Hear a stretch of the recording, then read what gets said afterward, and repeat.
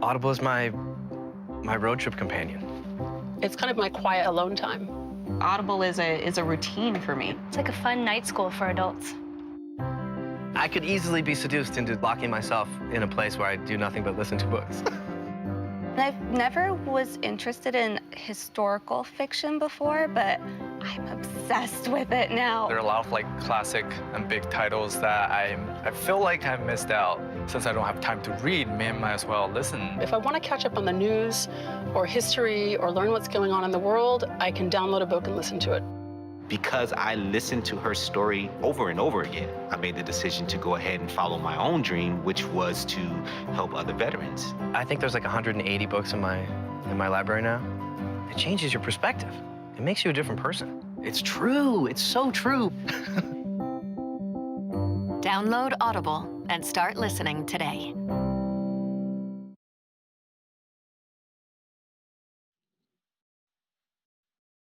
Hello and welcome. My name is Sharon Levin. My pronouns are she, her, and they.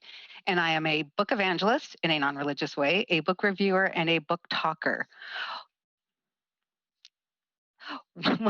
Welcome to our panel. Before we begin, I want to remind you to support your local independent bookstores, and especially Once Upon a Time in Montrose will have signed book plates for our panel's books today. So welcome, Jordan, Marie, and Tehlor. We are so excited to have you. Let me introduce you. Tehlor K. Mejia is the author of numerous books, including the multi-honored We Set the Dark on Fire. Tehlor lives in Oregon with her daughter, 2 very small dogs, and several rescued houseplants.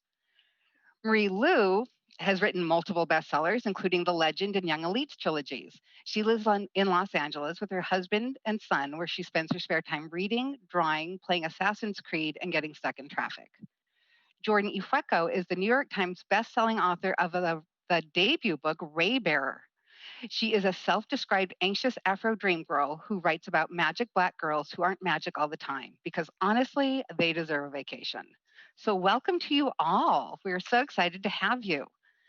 We're going to start with a question for all of you, and I'm going to say, let's start with Marie on answering. You all have very, very detailed worlds in your books. Jordan and Marie, I feel like yours are based on the world that is, or the world that could be geographically. Tehlor, yours is Latinx, but not necessarily geographically specific. Do you have backstories for your books, or do you have maps written out? Do you have a whole history going on that we don't see on the pages? And again, we'll start with Marie. Hi, thank you for moderating our panel, Sharon. And yeah, with world building, I always have tons and tons of documents that that never see the light of day when the final book comes out. So my stories tend to start with a character.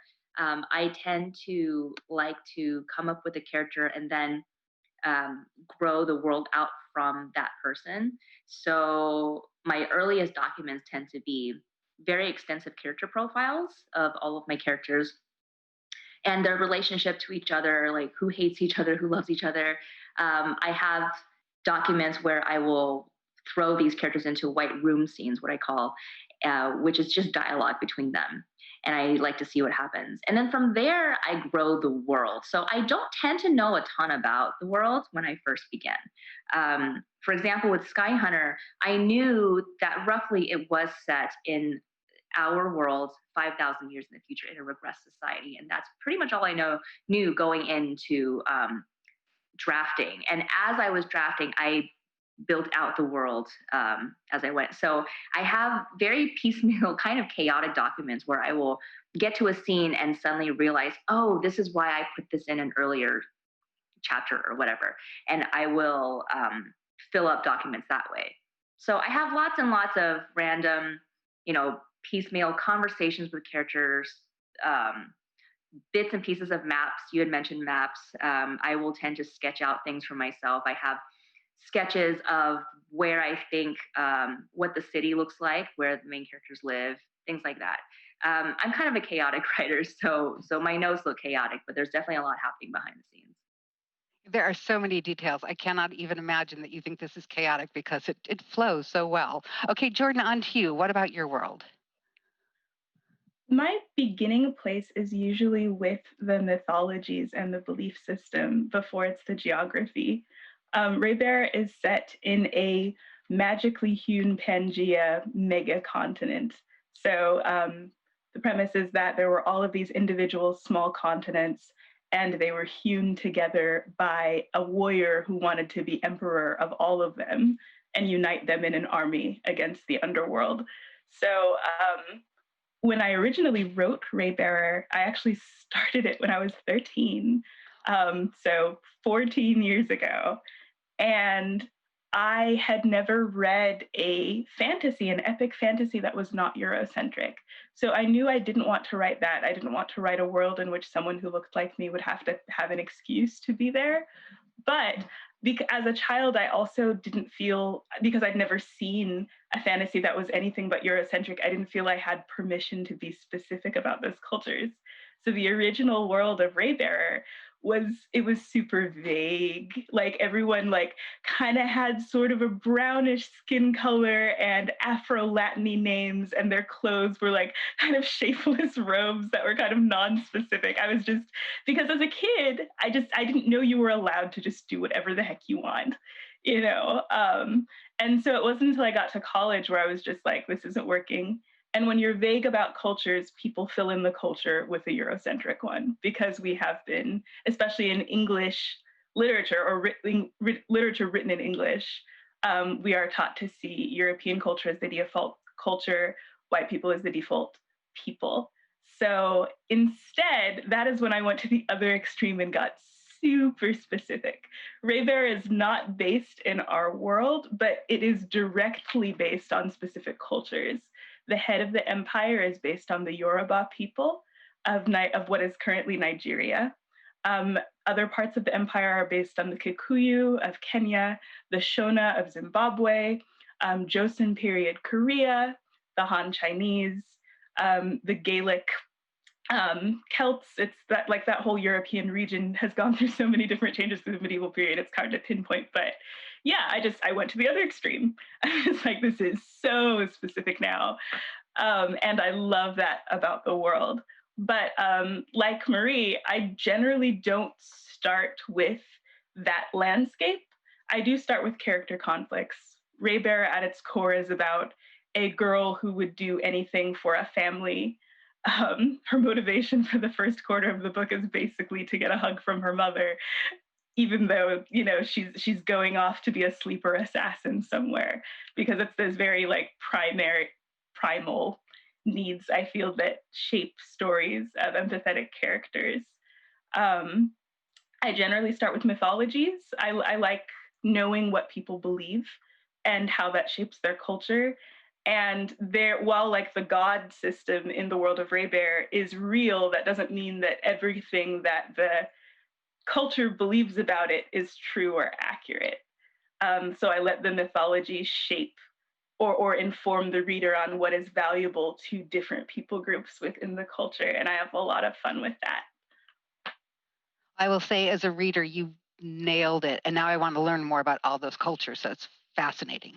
And Tehlor, your world, which is so, all these worlds are so amazing and a little frightening because they're dark. And look what we're living in. So, Tehlor, please tell us more about your world. Yeah, so I'm Mexican American, born and raised in the US, and even my parents were born in the US. So when I started thinking about, kind of same as Jordan was saying, I had never read a non-Eurocentric fantasy, but I'm a fantasy reader, so I wanted to create a world that felt like home to kids like me and had some of the same cultural influences and like the food and just kind of the feel of the cities and everything. So I actually did start with the place, and just was like building the world of Mejia. When I first started, we set the dark on fire. But I also started with this. I always start all my books with a question of who has power and who wants power. And in this world, definitely Danny is powerless, or she feels powerless in the beginning. And so I didn't specify that it was inspired by Mexico, because I think the way we grow up in the US seeing Mexico as Mexican Americans is the same way a lot of people in Central America see Mexico. And so there's this kind of whole I don't know, complicated tangle between oppressor and oppressee across all those borders. So I wanted to talk about borders in particular in this book. So there's a lot of border imagery, but I also I started the book when Obama was still president, and there's like this border wall and there's immigrant detention and there's all this stuff that, to me, I was building a world that was based on my worst fears and my community's worst fears about like what could happen to us. And as we kind of got closer to publication, it was 2019, and I was going, oh, wow, all this stuff is like kind of coming true all around us. So people are like, I got a review once that was like, it's a little on the nose. And I was like, no, I mean, I didn't know any of this was going to happen beforehand. So it was kind of a testament to how the things that were prevalent in my cultural consciousness and the stuff that we were dealing with every day that wasn't in the forefront of the media came to the forefront just as this book was kind of coming together. So that was sort of a terrifying experience. I also always start with like way too many pages of just describing the world to myself. So I have like a joke with my editor that we always end up chopping the first 30 pages because it's just me explaining the world to myself. So I definitely have like several false starts of this book that's just like a bunch of exposition about what everything looks like and who everyone is. Wow, thank you. Yes, and your book is terrifyingly on the nose, and hopefully that will change. Let me ask. I'm going to do a follow up with you, Tehlor. Then, so this also has a feel of like The Handmaid's Tale. You have a very patriarchal society, and women have very specific roles. They're either smart and organized, or pretty and sexy. So, what was the inspiration for that? Yeah, it's really funny because I've gotten the Handmaid's Tale comparison several times and I've never read it. So I'm always I'm curious. And now, since it's been compared so many times, I feel like I can't read it because I'm sure I'll have like feelings about the comparison. But yeah, I think, especially for women writing in science fiction and fantasy, I think the idea of that duality, like women being expected to be all things but also choose a thing, is it's such an intense motivator for me in my life. And when I first started this book, I had just had a daughter, so I was thinking about the world that we're leaving for her, and I was also thinking about having this ambition, wanting to be an author, working so hard to achieve that dream, but also having people criticize me on one side for spending too much time on my work and criticizing me on the other side for not being focused enough on my work because I was focused on my family. And so I think I was just really feeling that duality of like, how can we be expected to be both, but also criticized for being both? And so a lot of what happened in We Set the Dark on Fire with the split between primeras and segundas came from that feeling of like,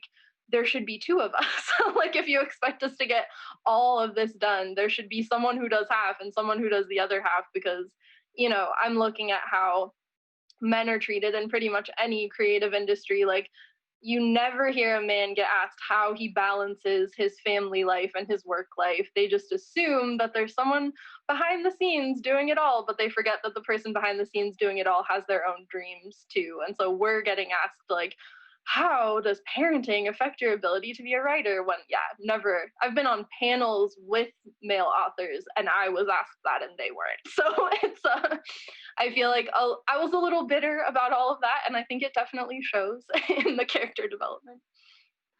Well, the bitterness doesn't come through. I mean in a negative way. It shows just how divided and how women are asked to be seen.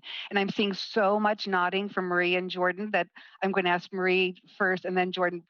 You're nodding. What are you thinking to what Tehlor's saying? I am just 100% agreeing.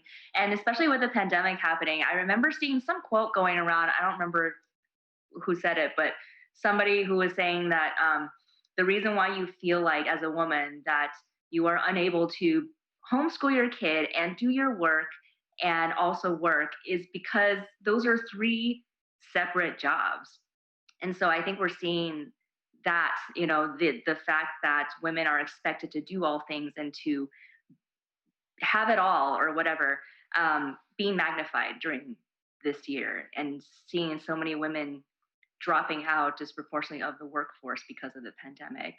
So I have been asked the same question. I'm sure all of us have, as Tehlor, and it's a very frustrating thing to know that you are expected to do all of these things as a woman. Like this is just the expectation, and it's and I'm so glad that your emotions are in your book, Tehlor, and it's not bitterness. I think it's legitimate frustration. Like that is just this is it's just not fair.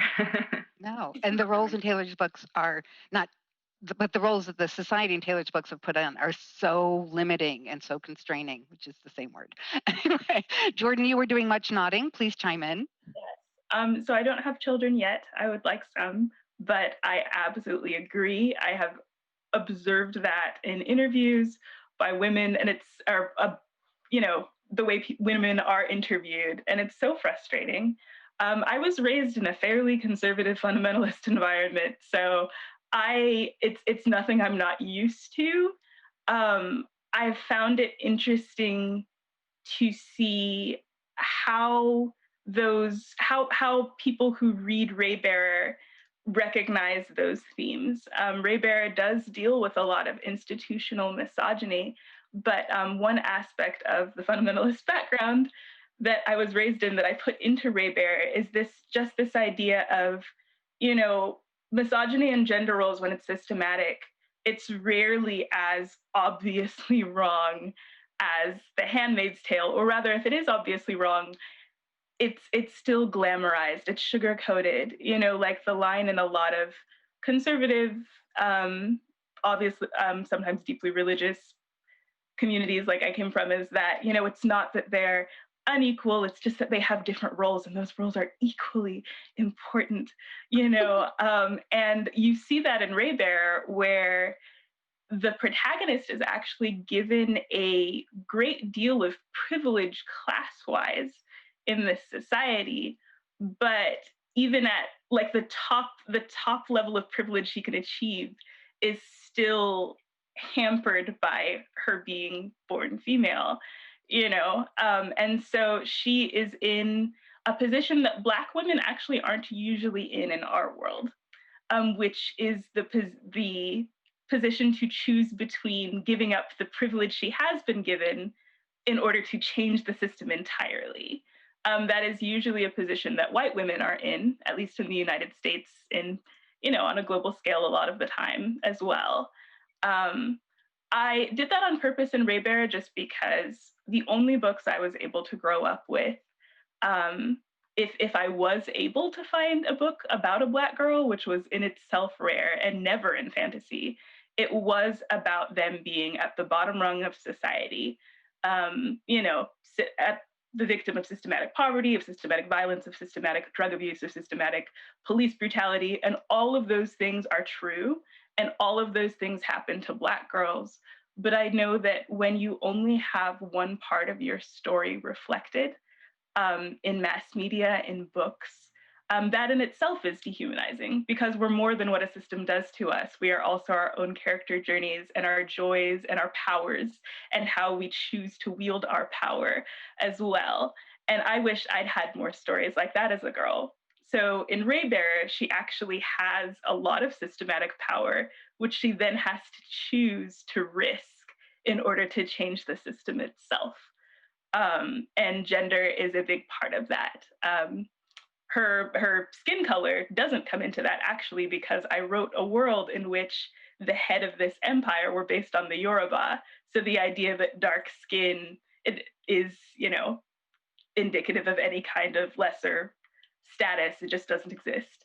But all that to say, we're talking about womanhood, and I completely agree, and I hate seeing that on panels, and I really hope that'll change someday. That is really, and your book is brilliant, and running around the camera here, and it does show again the power a woman has up to a point in a society that it will allow her to have, and then she has her choice. So I was going to ask, and I think you answered one of my questions. Did you ever see yourself in a book at all? And then I'll ask Tehlor and then Marie the same question. Growing up, I mean. I was always able to see parts of myself. That's just the thing. If I wanted to see what I felt my experience was as a young woman or a girl, I could read, say, Jane Eyre. Jane Eyre, as a teenager, I read it for the first time when I was 11. And it was one of the first books ever written, actually, in book history from the perspective of a child in first person that then is an adult by the end of the book. And it's still in first person. Charlotte Bronte was the first person to do that in the English language. And so it's a book that grew up with me as a teenager and talked a lot about a girl who was continually told that she needed to fit a role or her voice wasn't valid, and her choosing to rebel against that, even as her conscience conflicted within her, as saying, oh, this is wrong, like I should be more meek, I should be more content with my lot, why am I not content, there's something wrong with me. And I related to that a lot with the environment I grew up in. But then there's, of course, that's only like one mirror of my personality or of my identity, right? Because Right. this is still a Victorian book written by a white author, About a white and woman, there's, right? there's a Creole woman in the attic, who isn't given that voice. So as I get older, then I have to go to another book to see that part of me mirrored, like The Bluest Eye by Toni Morrison, which I loved, but also it was just like, yeah, but I'm not, my whole life isn't being an impoverished Black girl in the 1940s. Like, I'm not that, but I do relate to this idea of whiteness informing my idea of beauty very deeply, and even my idea of femininity and womanhood, which is one of the themes of The Bluest Eye, right? Is like that you're almost like desexualized, and you can't be feminine the further away you are from that white ideal. So yeah, again, it feels like little pieces of mirrors, all of my cherished books that I had growing up. And yeah, I pretty much cry every time one of my Black YA authors gets a book deal, just because that's one more book that would have given me a full mirror when I was a kid. And even though I didn't get that, I am so happy for people who get that now. The kids are getting it now. Absolutely. And Marie, thank you, Jordan. Marie, did you see yourself growing up in any books? Not really. I thought I very much agree with what Jordan said, where you see pieces of yourself. So I found myself as a kid constantly thinking, kind of unconsciously, oh, this is close enough. Like, I remember the first time I read a book that even featured an Asian character at all was Journey to Topaz, which I can't remember the name of the author now. But it was a book about the Japanese internment camps. And it was told from the point of view of one of those girls. And I'm not Japanese, I'm Chinese. And so it's not like my family experienced that, but I just remember thinking, oh my gosh, she's Asian like me, that's close enough. And I just clung to that. The first time I read a book featuring a female lead was actually a female mouse. It was Mariel of Redwall. I loved the Redwall series when I was a kid. And that was the first time I saw a leading character who was female, which is kind of depressing, because it's a mouse. But at the time, I didn't know to think that. Like Jordan said, I just thought this was the way it was in these genres. Growing up, I read a lot of fantasy and science fiction, and fantasy and science fiction at the time was very, very white and Eurocentric. And I didn't question it as a teenager because I was just like, this is just what's in the genre.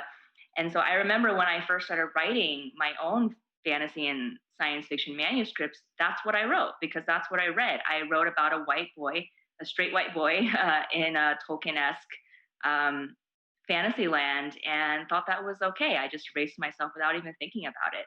And I don't think I read a book featuring a Chinese American character until I was published in YA. That's how long it took me to find somebody who actually featured, and that was Silver Phoenix by Cindy Pon. That was the first time, and I hadn't seen one before that. So it's disheartening to look back at, but the thing is about being an adult in this industry now is that we have the power to change that for the next generation And so I'm really, really heartened to see more and more diverse fiction coming out for future, young readers, young writers who don't have to go through that as a kid, or can have an easier time, finding themselves and seeing themselves in their fiction.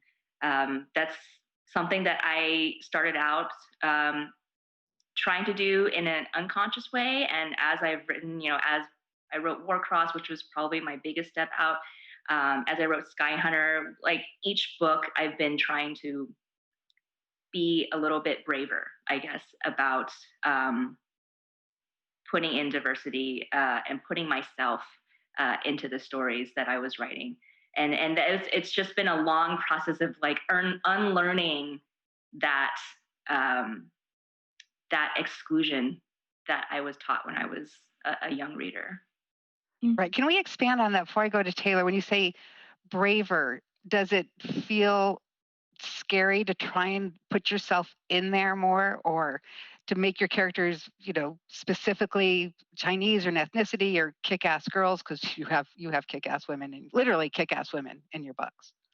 Thank you. And yes, it is, for me, it is still very scary. I think it's because when my first book came out, it was 2011. And at the time, We Need Diverse Books was not a force yet in the industry.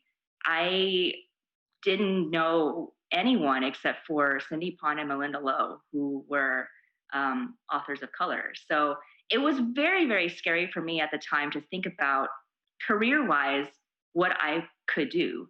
And I just knew on an instinctive level that what I wanted to do was to survive and to make it as an author. And at the time, I feel like trying to do that, it felt very lonely, There just weren't a lot of us. So as time has gone on, as more and more people have fought for people of color and authors of color to appear in YA fiction, in adult fiction, I have felt braver about writing myself. Jordan had been saying that, your first earliest drafts of Ray Bear were very vague. Like the way that you wrote your characters was vague. And I did the same thing. I think my early books, it was very vague, and it was vague for me from a place of fear. I just didn't know what I could put in without destroying my career. And I still feel that. It's gotten better with every book because I think that we are making progress in this industry. But it's still there, it's something that I have to consciously push back against every time I write a book. And I would guess that white men do not have this hurdle. And Tehlor's like, So we're going to go over to Tehlor. So what are your thoughts? Did you ever see yourself in a book, or was it broken over many books, or at all growing up? Yeah, I mean, everything Jordan and Marie have said is so true. I think it's pieces of yourself for sure. I had this other sort of axis that I was looking at it on, which was like, I did read books about Mexican characters. Like in school, we read The House on Mango Street, and then I was obviously reading, I'm a huge science fiction fantasy reader, so I was reading a lot of speculative fiction about white characters. But for me, I didn't quite identify on either side because I'm, a third generation Mexican American. I'm mixed race. I walk around in the world looking very white. So there are a lot of books for me that I was like, this character looks like me, but they don't have my same cultural experience. Like their family isn't right, their community isn't right, but I can see myself, which was definitely a privilege. And then when I was reading books that were about Mexican or Mexican American characters, it really seemed like they were always like this gritty, like issue book. So it was like you could read about it, like Marie was saying, reading about Japanese internment. Like for me, it was like, it's always poverty. It's always border crossing. It's always some kind of violence. It's always, there was never anything like happy or fun. And also, for me being as privileged as I am in terms of skin color, I didn't fully identify with the super Mexican or Mexican American books I was reading.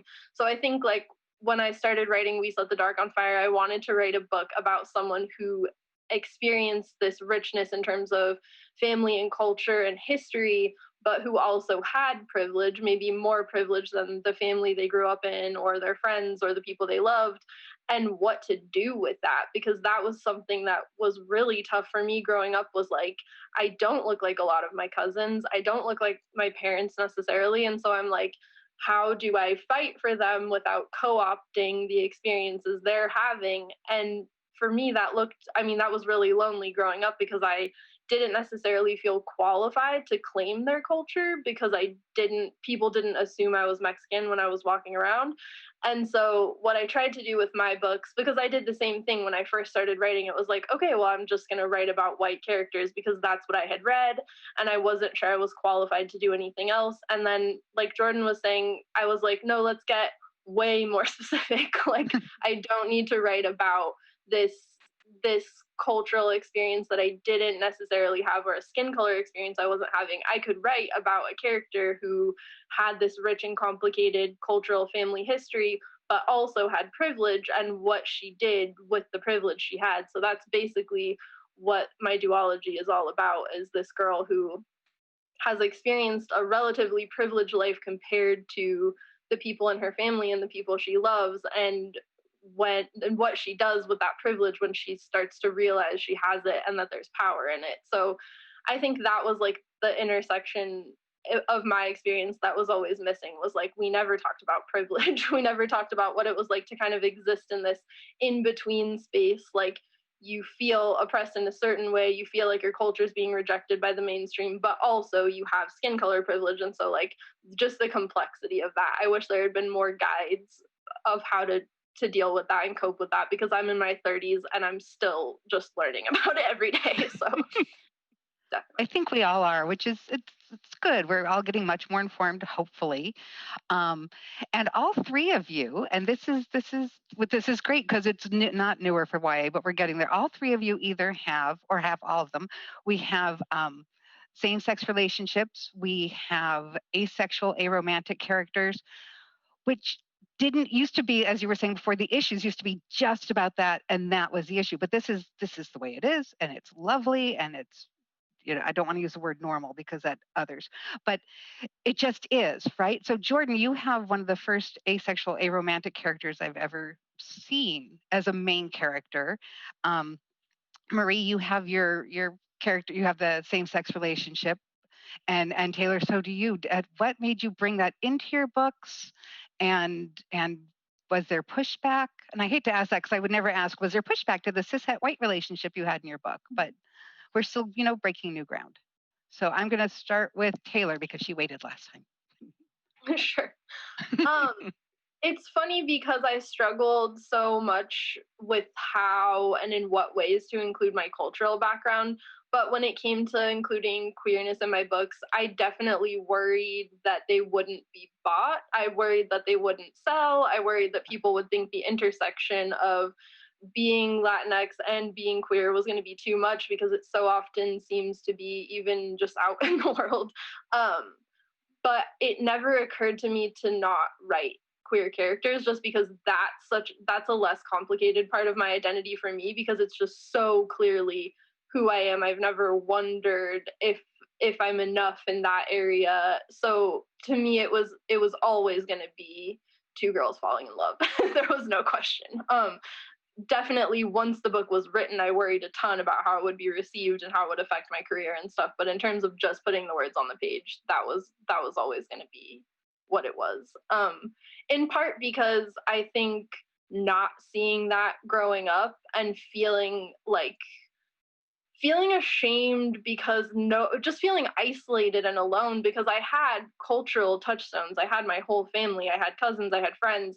I had people normalizing that experience for me. But in being queer and realizing that I coming to terms with my sexuality at a pretty young age, I didn't have any queer friends. I had no touchstones for that, and I felt really alone with it a lot of the time. And so that was the thing that I was like, no matter what happens, if I get published, I am going to put this out there so that people like me who are younger don't have to feel as alone as I felt. It is such a beautiful romance and incredibly sensual, which thank you. It was gorgeous. Jordan, on to you. Yeah, And you I have just a main character, yes. just that it's a ace major supporting character. If there are any ace people watching who would love to read a book with like a ace main character, my friend Rosie Thor wrote a wonderful one called Tarnished Are the Stars, because y'all deserve to be centered, and read stories by people of your identity and about mainly that. But yes, there is a major supporting character, that's Ace and Raybearer. Um, I It's one of those things where the moment I heard what asexuality was, like I think I might have heard about it before, but I didn't have an accurate idea about it. Um, I realized that's how this character identified, because one of the it's interesting. One of the biggest pieces of feedback I get for Raybearer, positive feedback, is that they're so glad there isn't a love triangle. Like the couple that falls in love aren't the ones that you expect to fall in love. And also, there's an ace character they weren't expecting. And originally, there was a love triangle. I was trying to do the typical het thing where, you have the female lead, there's two hot guys, who's she going to choose? Who's she going to choose? And it just wasn't working with this one guy. And this guy, to be fair, is not aromantic, so they still could have been in a relationship, even though he's asexual. But I was trying to do that sexual tension thing, you know, and they had such a deep, wonderful, loving relationship, and I just couldn't make this work, and I didn't know why. And once I heard what asexuality was and did research, I was just like, oh, that's perfect. That makes so much sense. So that just happened organically with that character. Wow. Every time people from the ace community find out that my book has an ace character, they are so overjoyed and supportive, and it kind of breaks my heart because I remember being in that place where, and I know it's not like I'm not in that place anymore where I still struggle to find representation, but for ace people, that's even rarer. Black fantasy is already rare. I feel like finding fantasy with ace characters is even rarer. So it breaks my heart just because I'm just like, you deserve more. I'm glad you enjoyed Raybearer, but you deserve more than to feel grateful for a book that even just has an ace character.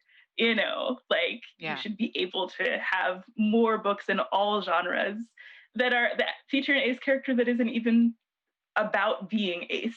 Because I think as we get more books for asexuality, it's kind of in the issue book phase that Black books have been in and are still kind of in, like the books that get signed are ones about it, because the publishers don't say this, but in their minds they're like, this has the most value of a book if it can inform the majority. Like Black issue books are wonderful, but one of the reasons they get signed so much is that I think white publishers can be like, it's so good for white children in school to be able to read something like this and learn about things. With Raybearer, I still get that feedback. Like, I wish I was able to tell like what was real Nigerian culture and what wasn't. Like, I don't know how much I learned from this book, and I'm just like, it's a fantasy book. You don't read Lord of the Rings and then you're disappointed because you don't know what's real Welsh culture and what isn't, even though Welsh lore clearly influenced him. You just accept this is the world of Lord of the Rings. So I'm sorry you don't know more about Nigeria for sure, but it's a fantasy book and it deserves to be seen that way. So yeah, all that to say, yeah, people of non-het sexualities and romantic orientations, we still have so much further to go, but yeah, I think everyone's story needs to be told, and every kind of person deserves to see themselves in every kind of story, if that makes sense.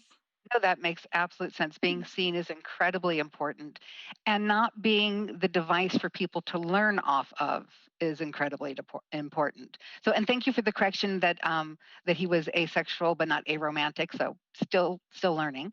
And I forgot his name because I'm terrible with names. Dio. Thank you. And Marie, we're coming over to you. So you have two supporting characters who are in relationship, and it's again treated lovely and naturally and heartbreaking because people are getting hurt. But so was that something new for you? What made you do that? And again, I am uncomfortable asking this because I don't ask why you include cishet white people. So No, I think it's an important question. I never, going back to what both Tehlor and Jordan have said, it's not like I went into writing it never questioning that I was going to do this to my character. Like the characters, I think once you build out a character to be intricate enough, they kind of take on a life of their own and they start making decisions of their own, regardless of what plot, logistics I want to throw at them. And that was the case with Jaren and Araman in Sky Hunter. I just knew as I was writing this story that this was the direction they were going in. And it's not something new for me. This is always, I've never shied away from it in my books.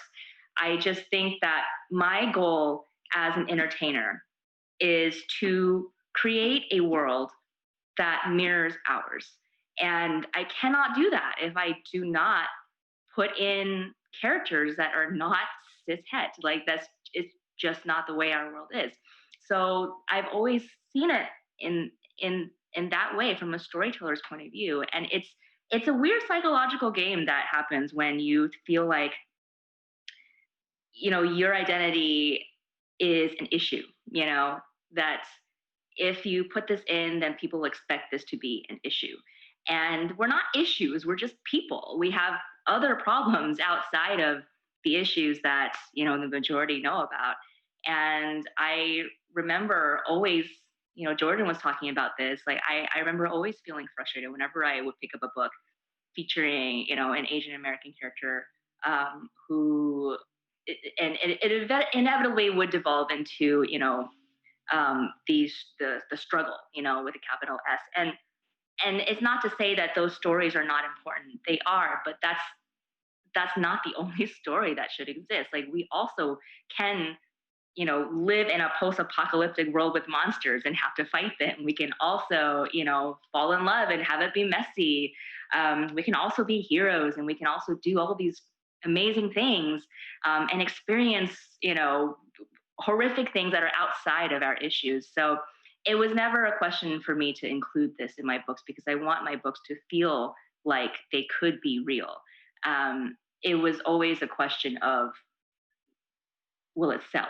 I guess. And I hated thinking like that early in my career, and I don't think about that anymore. But that was never going to stop me from putting it in. So yeah, I feel like it's important to write this because this is our world, and that's my job as an entertainer. I need to reach out to my readers. I need to reflect who we are as a people. Thank you. That was excellent, all of you. I am going to go to audience questions because we have some really good ones and I don't want to miss them.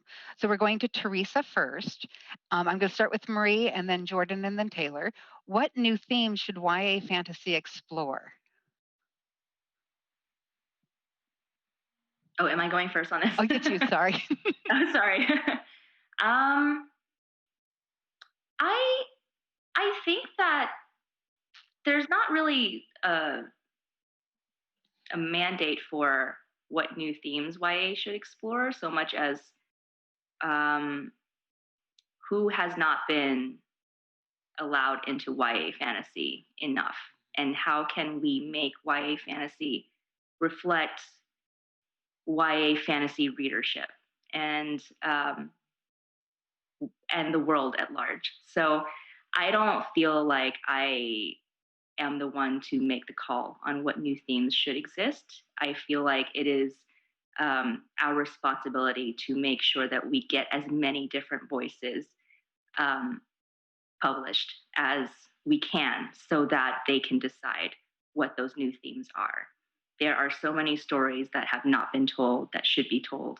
I am not the one to make those decisions, and I feel like we have to amplify everyone's voices so that they can choose to put in the themes that are are important to them. So I guess that's a theme. I don't know if that counts, but I think the theme is people, people from all walks of life.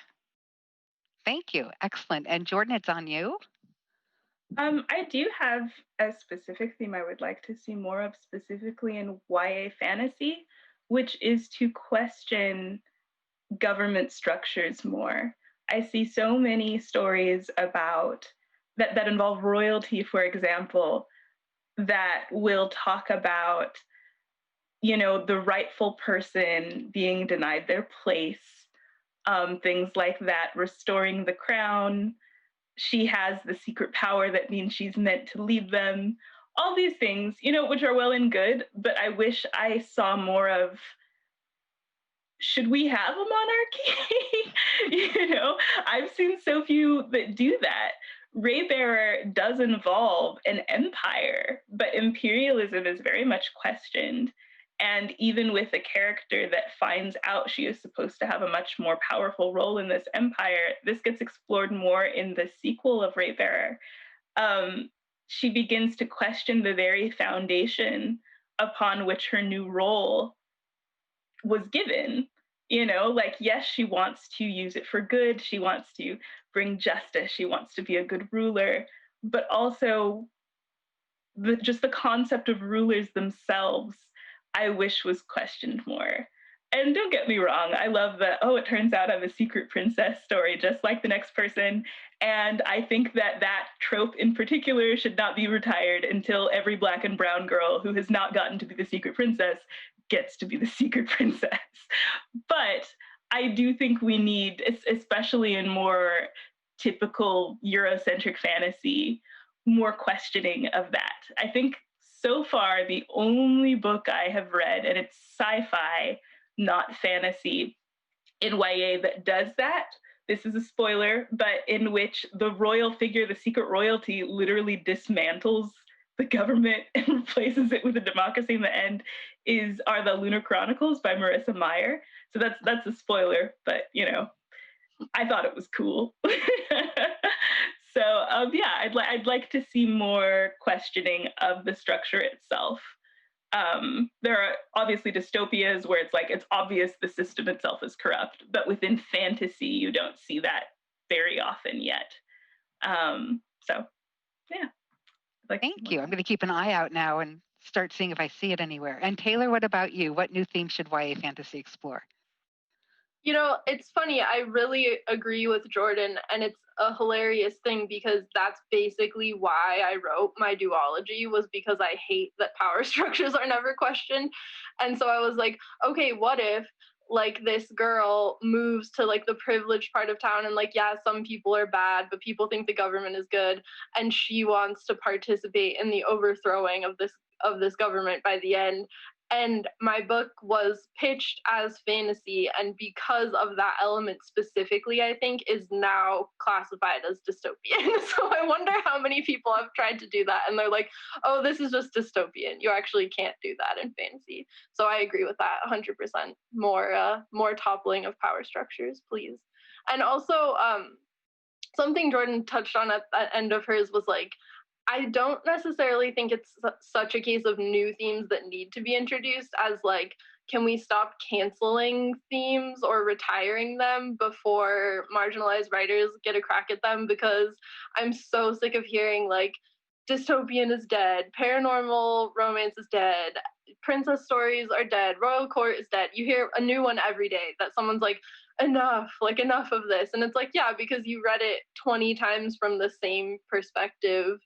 And a lot of times those tropes or those themes are getting retired, not just on social media, but actually publishers will stop buying them. For a long time, you couldn't classify a book as dystopian if you wanted it to sell because of the Hunger Games and Divergent. So it's publishing will go, oh, it's oversaturated, we can't do that anymore, before any marginalized perspective gets a chance to tell that story. So I would just say let's loosen let's put away our canceling wands and let people get a chance to tell stories from different perspectives before we declare them over. Thank you. That makes perfect sense. I'm going to go to another audience question because they have such good ones from Sam. I'm going to start with Tehlor and then Jordan and then Marie. What techniques do you use in order to make a sympathetic character? So Tehlor, that's on you. This is a funny one to start with me. I don't know that my characters are particularly sympathetic all the time. I think I kind of do the opposite. Because I'm so, you know, I don't know. I'm hesitate to say bitter twice in one panel, but I think I spent so long as a young person being told that, oh, if you're already gonna be Mexican American, you're already gonna be queer, you have to be really polite. Like you have to be really palatable and you have to be sympathetic. There has to be something about you that they go, oh, she's one of the good ones. And so I think that's like, I avoid that actively. I let my characters be impulsive and reckless and angry, and I try not to tone police them and make them be sympathetic because I like the idea that we're worthy of stories and that we're worthy of humanity without being good or polite or conforming to the specific rules that society says we have to in order to be valued. So I think, yeah, I'm a funny person to start with for this question because I do the opposite. I kind of go, how do we let this character be the whole sum of themselves? Like, let them have all these emotions that are maybe considered impolite or unsympathetic or unlikable because they're marginalized characters, and I don't want to perpetuate the stereotype that you can't be likable or worthy of humanity as a marginalized person unless you are sympathetic. That does make sense. I would expand on that, and we've already established I don't remember names at all. Your two main characters, Tehlor, are Danny and Carmen. Thank you. Really bad with names. That's why I call the children and the dog all sweetie. So your your characters, I would say for sympathetic, your characters are incredibly human and they make errors and they're selfish, like we all are, and they're conflicted. But I don't think that makes them unsympathetic. We're still pulling for them while they are still incredibly complex. Does that make sense? Yeah, absolutely. And thank you. I think, like, I hope that by making them well-rounded and believable characters that they're deserving of sympathy anyway. I think I just mean I don't go out of my way to give them sympathetic qualities. Right. They're not a-holes. Oh, well, not always. Well, Y'all are occasionally. They really are. We all get that moment. Okay. Jordan, what about you? What techniques do you use to make a sympathetic character? Well, I rarely consciously say I want to make them sympathetic. I will say for Tari Sai, the protagonist of Raybearer, it was extremely important to me that she was seen as vulnerable. You know, she is someone who discovers her power, who grows into the role of someone willing to give up everything to fight injustice. But Black girls, when they are represented, they are expected to be sassy, to be angry, all these things that there's nothing wrong with being. But again, it's that danger of a single story. I remember trying to be that sassy, angry Black girl because that is the only Black visible girl I saw reflected in the media. And you know, that's complicated also with the rise of like girl power and feminism that was rising for young girls and teenagers in the 90s and early 2000s when I was a kid. All of those things are right and good, except race it's intertwined with gender. You cannot separate them. And the fact is, if you are a white girl who has been told that she should stay in an ivory tower and she's fragile and precious, you know, but weak, then for you, an empowering story may very well be like, I'm going to get out of this tower, never wear dresses again, and have swords and ride.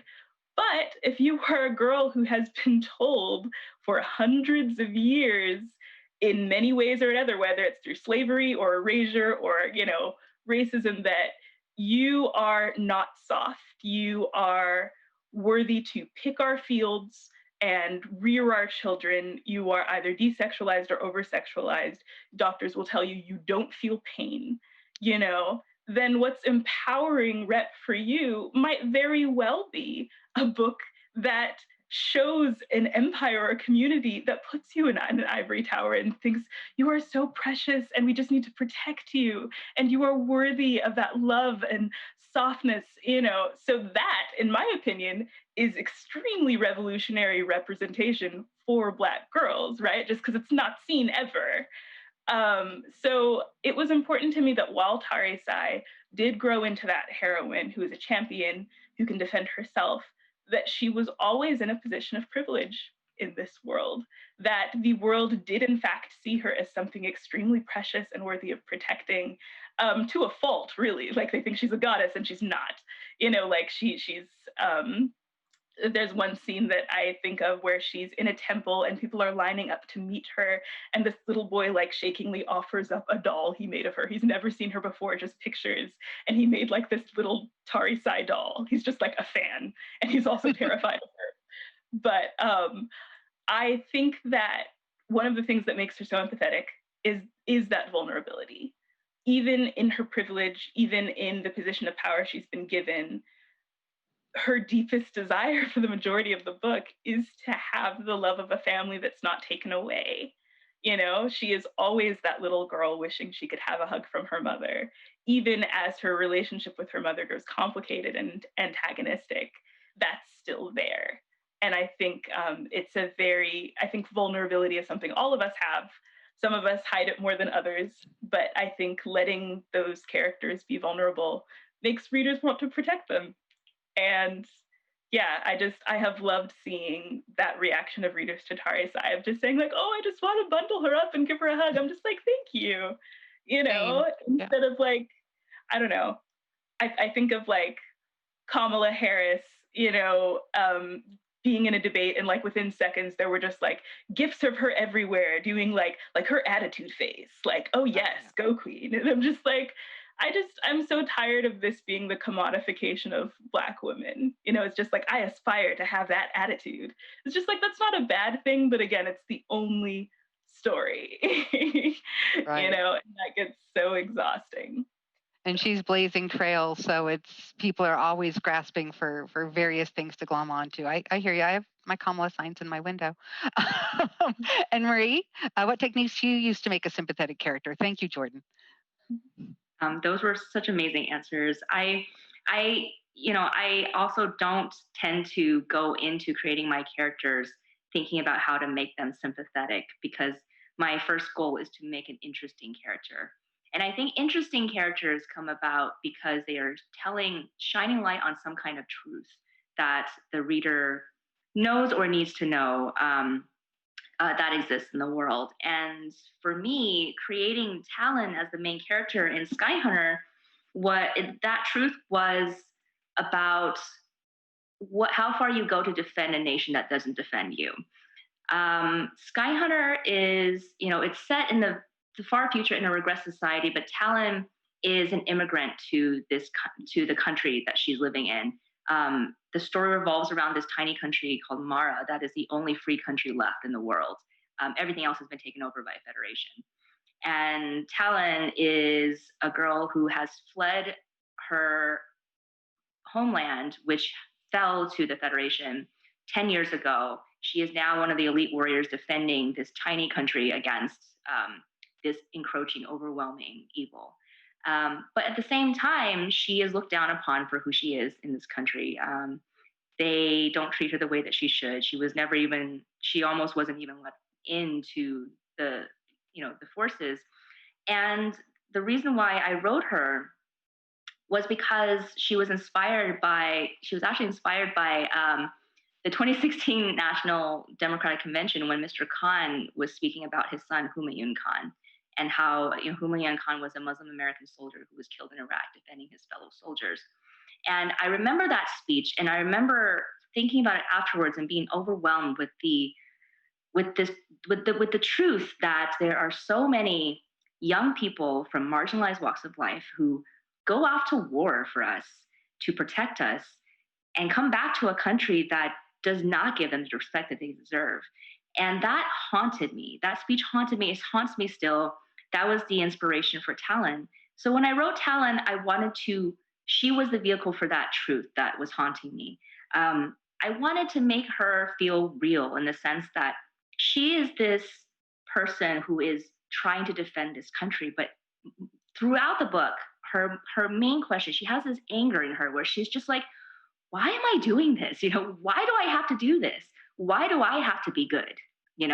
When other people aren't good to me. So I think that's sympathetic. I think that when you see something in the world that's true, and then you try to shine a light on that with your fiction, that's the power of fiction. So for me, that was my vehicle, I guess, in unconsciously making sympathetic characters. I want to make them feel real. I want them to feel like when the reader is reading them, the reader can be like, that's right. Like, why isn't it like that? Or why shouldn't she be this or that? It's funny. One of my most unlikable characters that I've ever written is this girl named Adelina from an older fantasy series I wrote called The Young Elites. And I get more letters from readers about her than pretty much anyone I've ever written. And she is not sympathetic in the traditional sense at all. The story is about her turning into a villain. She starts off the story as this 16-year-old girl who has been victimized and becomes a supervillain. She has a superpower that is incredibly dark and powerful and gives her this incredible power. And throughout the story, the theme of that was, she's like, why do I have to be the one who gets hurt? Why can't I be the one who takes the first step? Or why do I have to care if the world falls? So it's addressing a lot of these angry things that I see in the world, or bits of truth that I wish were more amplified.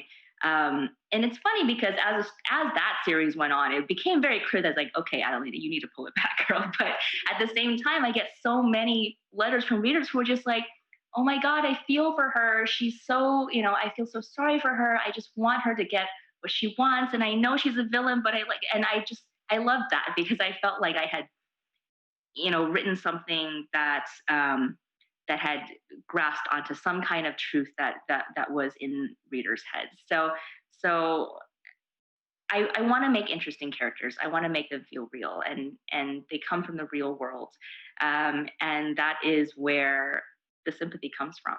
I think when you find those moments and you can draw that into your fiction. That is a perfect end. I hate to say this, y'all, we have run out of time. And this has been amazing, and we could keep going. There are more audience questions, but we can't because apparently time is finite, and so we have to wrap up. All three of you, thank you so much. Your books are amazing, and Marie and Jordan, because Tehlor has wrapped up her duology, thank goodness, because I don't think I could wait for a third book. I need you two to leave this meeting and go finish your sequels, now, no pressure. So thank you to everyone who came. Thank you to Jordan and Marie and Tehlor for your words today, for your books, for your hearts. We really appreciate it. Also want to remind people again, please support your local independent bookstore, specifically for the LA Times Festival. Once upon a time, they will have signed book plates by our amazing, look at that, Jordan has the mug. They will have signed book plates of these amazing, amazing books. Thank you all so much, and thank you for everybody who participated with us today. Thank you. Thank you. Bye.